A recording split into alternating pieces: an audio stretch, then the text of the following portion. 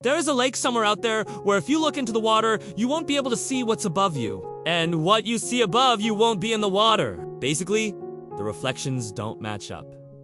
It sounds crazy, but it's real. And scientists actually figured out why this happens.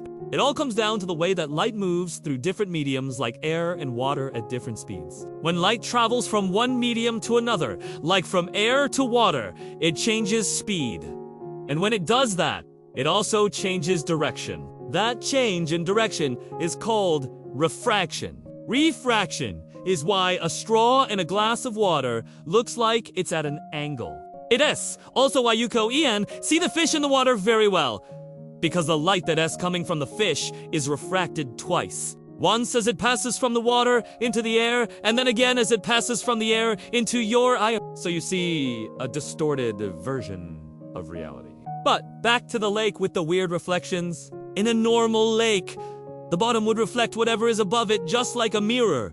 Or at least it would if there wasn't all that refraction going on. But because of the refraction, the image is shifted both upside down and sideways. The image is shifted sideways because of the difference in how fast light travels through air and water. And it's shifted upside down because the lake is curved at the bottom. That means that in a normal lake, what you see in the water is a distorted version of reality. But it's still somewhat similar to the real world. But in this strange lake, the image is shifted so much that it doesn't resemble the real world at all. To figure out why, scientists used a computer model to simulate what it would be like if light moved through the lake at different speeds depending on where it was. They modeled a lake where light traveled more slowly the deeper into the water it went. This model closely matched what actually happens in lakes, because water near the surface is usually warmer and therefore less dense than water deeper down, which means light travels a bit faster up near the surface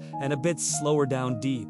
When the team ran their model, they found that because the light was refracted more in the deeper, colder water, it caused the image to flip not only upside down, but also sideways. And because the amount of refraction depends on the wavelength of light, colors ended up getting separated, which is why you see all those beautiful colors in oil, slicks on water. But in this particular lake, the image is so distorted that it looks like the sky is falling into the lake. You can even see the clouds in the horizon line in the water, but they don't line up with what's above them. This upside down, inside out view of the world is actually pretty common in nature. If you look at a bubble in a petri dish full of water, you'll see that the bubble doesn't reflect what's above it. Instead, it shows you a view of the world that's flipped and inverted. That is because bubbles are essentially little spheres of air trapped inside, a medium where light travels more slowly than it does in air. So while it might be hard to find a lake where the reflections don't match up, it's not impossible. And maybe one day we'll be able to harness these wild optical illusions to make some kind of cool new technology. Thanks for watching this episode.